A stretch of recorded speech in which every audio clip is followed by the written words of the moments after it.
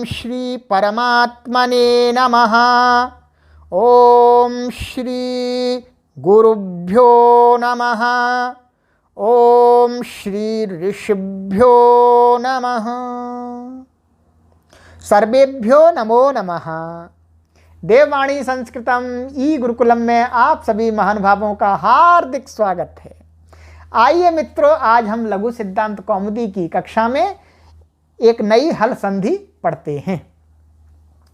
गत कक्षा में मैंने तोहशी इस सूत्र को पढ़ा दिया था। अब हम आचार्य वरदराज महाराज जी के अनुसार हल संधि का एक नया सूत्र पढ़ेंगे। आचार्य वरदराज महाराज जी बोले, झलाम यशोन्ते अष्टाध्यायी के 8वें अध्याय के द्वितीय पाद का 39वां सूत्र। पदच्छेद। झलाम षष्ठी विभक्ति बहुवचनांतम, जशः प्रथमा विभक्ति बहुवचनांतम, अंते सप्तमी विभक्ति एक वचनांतम। कोई भी इसमें बड़ी वाली सर्जरी नहीं है। ठीक है, सरल है। अब हम आपको अर्थ बताने से पहले बतला देते हैं, ये झल प्रत्याहार है। क्या है ये? झल प्रत्याहार है। और झल प्रत्याहार के अंतर्गत कौन कौन से वर्ण आते हैं? झल प्रत्याहार के अंतर्गत आपके जो वर्ग के चौथे, तीसरे, दूसरे, पहले और श, श, स और ह इतने वर्ण आते हैं। ठीक है, ये प्रत्याहार सूत्र आपको याद ही है, आप वहां देख सकते हैं। और ये जश भी प्रत्याहार है। जश क्या है? ये भी प्रत्याहार है। इसके अंतर्गत वर्ग के केवल तृतीय अक्षर आते हैं। जो 5 वर्ग हैं, क वर्ग, च वर्ग, ट वर्ग, त वर्ग, प वर्ग, इनके तीसरे अक्षर आते हैं मात्र। ठीक है, और ये अंते माने अंत। और इस सूत्र में ऊपर से पीछे से प्रथम पाद से एक सूत्र आ रहा है, पदस्य है। ये पदस्य सूत्र आ रहा है पीछे से, तो पदस्य इसमें जुड़ जाएगा। ठीक है, अब आइएगा, अब हम आचार्य वरदराज महाराज जी का अर्थ देखते हैं। क्या कहते हैं महाराज जी? महाराज जी कहते हैं, पदान्ते झलाम जशः स्युः वागीशः। ये उदाहरण दे दिया, सरल अर्थ है। कहा है जी? पदान्ते। पदांत का अर्थ है शब्द। जो भी शब्द है, पद होता है सुप्तिगंतम पदम, उसके अंत में बिल्कुल जी, अंत में वर्तमान जो झल माने पद के अंत में यदि झल माने वर्ग का चौथा अथवा तीसरा अथवा दूसरा अथवा पहला अथवा श, श, स, ह, इनमें से कोई भी होगा तो उसको क्या हो जाता है? जशः स्युः, वर्ग का तीसरा अक्षर हो जाता है जी। क्या हो जाता है जी? वर्ग का तीसरा अक्षर हो जाता है। ठीक है, अब उदाहरण इन्होंने दिया वागीशः। क्या दिया? वागीशः। अब इसमें क्या स्थिति है?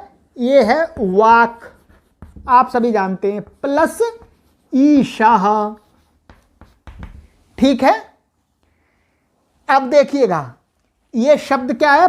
पद है, एक सुप्तिगंतम पदम। ये प्रथमा विभक्ति का एक वचन का रूप है, इसलिए ये क्या है? पद है।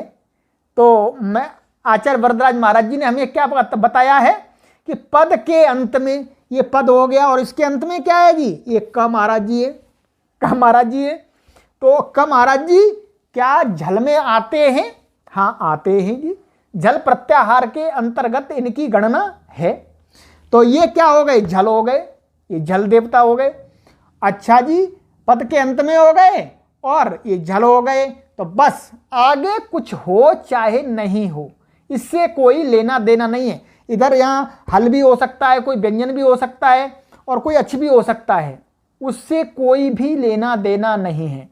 यह सूत्र मात्र केवल शब्द के अंत में पद के अंत में जैसे ही झल मिलेगा वैसे ही कार्य कर देगा। उसके बाद में इसका कोई दूसरा सूत्र होगा वो कार्य करेगा, परंतु ये अपना कार्य कर देगा 100%। इसका अपवाद कोई नहीं है, इसको रोकने वाला कोई नहीं है कि इसको नहीं होता। ये कर देगा अपना कार्य, उसके बाद में अन्य सूत्र लगते रहेंगे, वो कार्य करते रहेंगे। तो अब क्या है, इस सूत्र ने कहा जी अंत में वर्तमान जश होता है जी। अब जश के अंतर्गत तो हमारे पास में वर्ग के तीसरे अक्षर हैं। कितने अक्षर हैं जी? देखिएगा, सबसे पहले हमारे पास में ग, और फिर चवर्ग का ज, फिर टवर्ग का ड, और फिर आपका तवर्ग का द, और आपका पवर्ग का ब। ये 5 वर्ण क्या है, जश में आते हैं जी।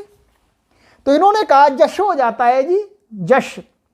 तो अब इस क के स्थान पर क्या ये सारे हो जाएंगे क्या, अथवा कोई एक होगा, अथवा 2 या 3 होंगे या 4 होंगे, अथवा नंबर से 1 1 2 2 करके सभी होने लगेंगे? ये फैसला कौन करेगा जी? और ये सबको होने लगेंगे और नंबर से तो 5 शब्द बन जाएंगे। क्या बन जाएंगे? वाग, वाज, और बाड, और बाद, और बाव। इतने बन जाएंगे जी, गलत बन जाएंगे सभी। तो इसलिए इसके लिए मैंने पहले ही सूत्र आपको पढ़ा दिया है, स्थानेन्तरतमः। क्या? स्थानेन्तरतमः। कि भाई अब हम क्या करेंगे जी, यहां तो अव्यवस्था पैदा हो रही है, तो स्थानांतरतमः महाराज जी जो हमारे प्रधान जी हैं, मुखिया हैं, वो आएंगे, वो फैसला करेंगे जी कि कौन सा होगा जी। चलो इन्हें कोई पूछते हैं। स्थानांतरतमः महाराज जी कहते हैं भाई देखो, जहां पर कई आदेश प्राप्त होने लगे स्थानीय पर, तो वहां पर क्या है, हमको उसकी सदृशता को देखना चाहिए, स्थान को मिलाना चाहिए। ठीक है, अब हम इसका स्थान मिलाते हैं जी इनके साथ में। देखिए एक क है, क का स्थान क्या है? क का स्थान है कंठ। ठीक है, और ज का स्थान क्या है? तालु। ड का स्थान क्या है? मूर्धा। द का स्थान क्या है? दंत। और ब का स्थान क्या है? ओष्ठ। ठीक है, इतने स्थान है जी। अब इसमें इसका स्थान कंठ है, और इनमें कंठ किसका स्थान है? ग का है। ग का है, तो ये सभी चारों रिजेक्ट हो गए। इनको कहा भाई हटो, आपका इसके साथ कोई मेल नहीं है, आप दूर जाओ, दूर जाओ। तो ये दूर चले गए, ये चारों दूर चले गए जी, ये चारों दूर चले गए। तो ये ग महाराज जी रह गए, तो ग इनके स्थान पर हो गए। तो क्या बन गया जी? वाग, और फिर इसमें ये मिला देंगे ई, तो वागीशः बन गया जी। ऐसे अनेक उदाहरण आप अपनी तरफ से बनाइएगा। आचार्य वरदराज महाराज जी ने हमें एक उदाहरण यहां बतला दिया। ठीक है, अब इसका कोई इस सूत्र कार्य कर देता है, उसके बाद कोई दूसरा सूत्र कार्य करेगा, उनको हम आगे पढ़ेंगे। पर हमने आपको बतला दिया, ये आप इसको अच्छी प्रकार से स्मरण कर लेना कि शब्द के अंत में, पद के अंत में यदि झल आ जाता है, झल, तो उसको तीसरा अक्षर होना ही है। स्थानीय अंतरतमा की सहायता से तीसरा होना ही है, पहले तीसरा होगा, उसके बाद में कोई दूसरा सूत्र प्राप्त होता है तो वह भी अपना कार्य कर देगा। ठीक है, परंतु ये अवश्य लगेगा। तो आज की कक्षा में हमने झलाम जशो अंते इस सूत्र को पढ़ा, और इस सूत्र को आपको अच्छी प्रकार से स्मरण रखना है। ये बार बार कार्य आता है साहित्य में। ठीक है, तो ये बहुत सरल ढंग से मैंने आपको पढ़ा दिया है। अस्तु, इस कक्षा को यहीं विराम देते हैं। सर्वेभ्यो नमो नमः।